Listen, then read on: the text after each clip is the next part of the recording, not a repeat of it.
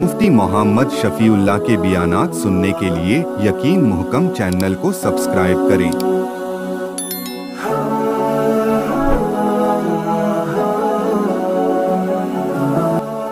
रसूलिहिल करीम अम्मा बादु फ़अऊज़ु बिल्लाहि मिनश शैतानिर रजीम बिस्मिल्लाहिर रहमानिर रहीम व इज़ क़ाल रब्बुका लिल मलाइकति इन्नी जाइलुन फिल अर्दि खलीफ़ा सदक़ल्लाहुल अज़ीम।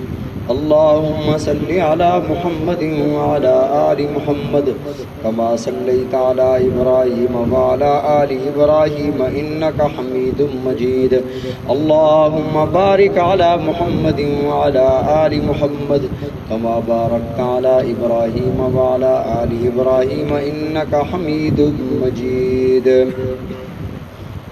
साबिक़ा रुकू में जैसा कि मैंने अर्ज़ किया था कि अल्लाह रब्बुल इज़्ज़त ने तौहीद, रिसालत और मरने के बाद उठना, बास बादल मौत, कुरान मजीद की सदाक़त और हक़ानियत को बयान फरमाया। और इसी के ज़िमन में अल्लाह ने जो इंसानों पर नेमतें अता फरमाई उन नेमतों का तज़किरा फरमाया।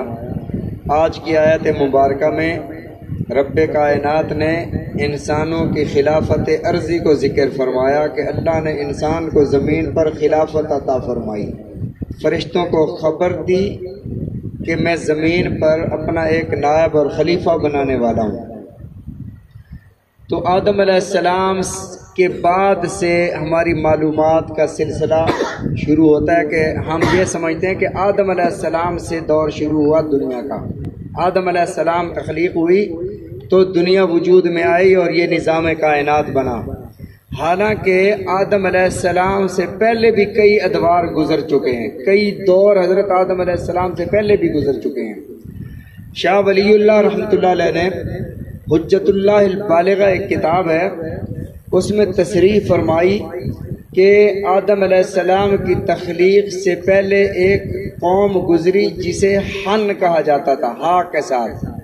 फिर एक दौर बिन का गुजरा और फिर उसके बाद हज़रत आदम अलैहिस्सलाम की तख्लीक से 2000 साल पहले जिन्नात से पहले से पैदा हुए थे। 2000 साल पहले जिन्नात को अल्लाह ने ज़मीन पर बसाया और ये आपस में खून रेजी किया करते थे, लड़ा करते थे, जंगें होती थी इनकी। तो अल्लाह रब्बुल इज़्ज़त ने फ़रिश्तों को भेजा और फ़रिश्तों के ज़रिए इनको जजीरों और पहाड़ों पर कैद कर दिया। अब इंसानी आबादियों में जिन्नात की जगह नहीं है, जिन्नात की जगह पहाड़ों या जज़ायर में है, वीरानों में है। अल्लाह ने उन्हें वहाँ के लिए मुंतखब फरमा दिया, मुतय्यन कर दिया कि ये तुम्हारी जगह है। और फरिश्तों ने हज़रत आदम अलैहिस्सलाम की तख्लीक से पहले ज़मीन से इन्हें ये खून रेजी करते थे, इन्हें भगाकर उधर कर दिया। और हज़रत आदम अलैहिस्सलाम की तख्लीक से पहले अल्लाह रब्बुल इज़्ज़त ने फरिश्तों को पैदा फरमाया और उन फरिश्तों में सबसे आला फरिश्ते, सबसे मुकर्रब फरिश्ते, मलाए आला के फरिश्ते। मलाए आला का मतलब जो अल्लाह के मुकर्रबीन हैं, बहुत ही करीब रहने वाले फरिश्ते, उन्हें मलाए आला के फरिश्ते कहा जाता है। फिर उसके बाद हामिलीन अर्श के फरिश्ते। हामिलीन अर्श वो फरिश्ते जिन्होंने अर्श को थामा हुआ है। फिर उसके बाद वो फरिश्ते जो हाफीना मिनल अर्श हैं, जो हर अर्श के इर्द गिर्द तवाफ करते रहते हैं, अर्श के इर्द गिर्द वहाँ जमा रहते हैं। फिर उसके बाद वो फरिश्ते जो आसमानों के फरिश्ते हैं, पहले आसमान के फरिश्ते, दूसरे आसमान के फरिश्ते, तीसरे आसमान के फरिश्ते, चौथे आसमान के, ये सारे आसमानों के फरिश्ते। फिर फ़ज़ाओं के फरिश्ते, फिर ज़मीन के फरिश्ते, फिर मलाए असफल के, साफिल के फरिश्ते, फिर रूह निकालने वाले फरिश्ते, फिर रोज़ी का निज़ाम करने वाले फरिश्ते, बारिश बरसाने वाले फरिश्ते, अल्लाह के उमूर को सरअंजाम देने वाले फरिश्ते। और इनके बारे में अल्लाह रब्बुल इज़्ज़त ने इरशाद फरमाया, ला यासून अल्लाह मा अमरहुम व यफअलून मा युमरून। जो इन्हें हुक्म किया जाता है ये जरा भी पीछे नहीं हटते, कर गुजरते हैं। ये घबराने वाली कौम नहीं है कि हमारे साथ क्या होगा। फरमाया कि अल्लाह ने इन्हें नूर से पैदा फरमाया। वो नूर कौन सा था? बुक़अतुम मिन नूर, नूर के टुकड़े से। हजरत मूसा अलैहिस्सलाम हजरत शुएब अलैहिस्सलाम के घर से बकरियां चराने के बाद आपकी बच्ची से निकाह हुआ। हजरत शुएब अलैहिस्सलाम की बच्ची से निकाह हुआ। से निकाह के बाद अपनी बीवी को लेकर जा रहे थे। रात की तारीकी में रास्ते में सर्दी थी, तो इन्हें आग की जरूरत पेश आई, तो इन्होंने दूर देखा आग जल रही है। बीवी को बिठाया, फरमाया कि आप इधर बैठे, मैं आग लेकर आता हूँ। आग लेने गए, वहां देखा कि दरख्त को आग लगी हुई है, और पास गए तो दरख्त को आग नहीं लगी हुई थी। वो दरख्त के हर पत्ते पर एक नूर था जो आग की मानद था, चमक रहा था। और वो जो नूर था, उस नूर के जरिए से उसकी सरसब्ज़ो शादाबी में उस दरख्त के इजाफा हो रहा था। और उस दरख्त से आवाज आई कि इन्नी अना रब्बुक, ए मूसा मैं तेरे रब हूँ। और ये दरख्त था कहाँ पे? तूर पहाड़ पे था। और फरमाया कि इन्नी अना रब्बुक फखलअन अलैक, जूते उतार कर आओ, बिलवादिल मुक़द्दस तुवा, तू मुक़द्दस वादी में खड़ा हुआ है। हजरत मूसा अलैहिस्सलाम और करीब गए, अल्लाह से मुलाकात हुई। अल्लाह रब्बुल इज़्ज़त से इन्होंने इसरार किया कि अल्लाह तेरा बंदा तुझे देखना चाहता है। अल्लाह ने फरमाया मूसा तू मुझे देख नहीं सकता, लन तरानी, तू मुझे हरगिज़ नहीं देख सकता। उधर से इनकार होता चला गया, इधर से इसरार होता गया, अल्लाह मैं तुझे देखना चाहता हूँ। अल्लाह ने फरमाया कि नहीं, देख नहीं सकता। जब इसरार बढ़ा तो अल्लाह ने फरमाया कि ऐ मूसा मैं अपनी तजल्ली डालता हूँ इस पहाड़ पर, अगर ये पहाड़ मेरी तजल्ली को बर्दाश्त कर जाता है फिर तू भी कर जाएगा। फलम्मा तजल्ला रब्बुहु लिलजबल जअलहु दक्कन व खर्र मूसा साइक़ा। अल्लाह ने हजरत मूसा अलैहिस्सलाम के सामने पहाड़ पर तजल्ली डाली, पहाड़ रेजा रेजा होकर टुकड़े टुकड़े होकर बिखर गया और हजरत मूसा अलैहिस्सलाम बेहोश होकर गिर पड़े। और जब होश आया, सबसे पहला जुमला जो मुंह से निकला, काला सुबहानका, मेरे अल्लाह तू पाक है, अपनी बात से मैं पीछे होता हूँ, मैं रुजू करता हूँ। अल्लाह ने कानून बनाया कि इस दुनिया में, इस दुनिया की जिंदगी में कोई मेरा दीदार नहीं कर सकता। मेरे दीदार और मुलाकात के लिए मौत के पुल से गुजरना पड़ेगा, फिर वहां जाकर मुलाकात होगी। इसलिए बंदा फौत हो जाता है, उसे विसाल कहते हैं।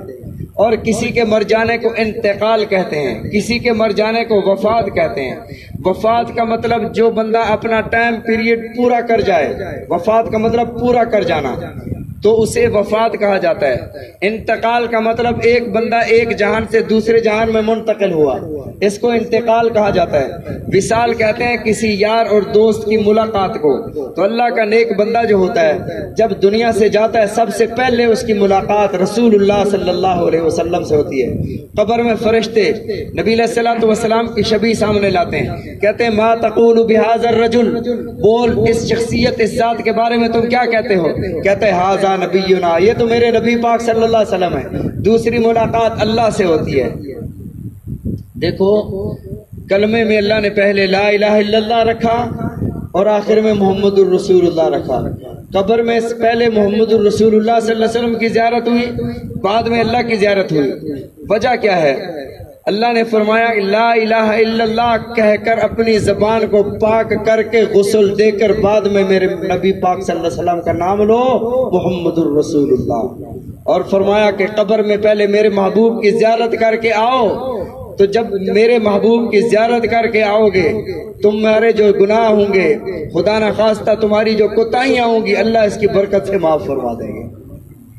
तो अल्लाह रब्बुल इज़्ज़त ने फरिश्तों को नूर से पैदा फरमाया, जिन्नात को आग से पैदा फरमाया। खलक़ल इंसान मिन सलसाल, तीन मखलूक हैं। खलक़ल इंसान, इंसान को अल्लाह ने पैदा फरमाया, मिन सलसाल कल फ़खार, जैसे ठीकरी होती है बजती है, उससे पैदा फरमाया, उस मिट्टी से। ये आपने देहातों में देखा होगा, बारिश होती है, पानी कहीं खड़ा हो और पानी खुश्क हो जाने के बाद पापड़ की तरह की वो मिट्टी जो है वो ऊपर उभर आती है, इस मिट्टी से अल्लाह ने इंसान को पैदा फरमाया। जिन्नात को खलक़ल जान्न मिन मारिजिम मिन नार, आग की जो लिपटें उठती हैं और उस लिपटों के ऊपर एक हरारत सी होती है, जिस तरह गर्मियों के दिनों में लू हमें नजर आती है दूर से, इस हरारत से अल्लाह ने जिन्नात को पैदा फरमाया। जिन्नात नजर नहीं आते इसलिए कि वो हरारत से पैदा हुए, फरिश्ते दिखते नहीं है इसलिए कि वो नूर से पैदा हुए। इंसान को अल्लाह ने इन सारी चीजों से पैदा फरमाया, सारी آگ بھی اس میں موجود ہے، اس میں پانی بھی موجود ہے، مٹی بھی موجود ہے، ہوا بھی موجود ہے، اور فرشتوں کو اللہ نے نور سے پیدا فرمایا، فرشتوں کے اندر خیر ہی خیر رکھ دی، یعنی خیر کا عنصر غالب فرما دیا فرشتوں میں۔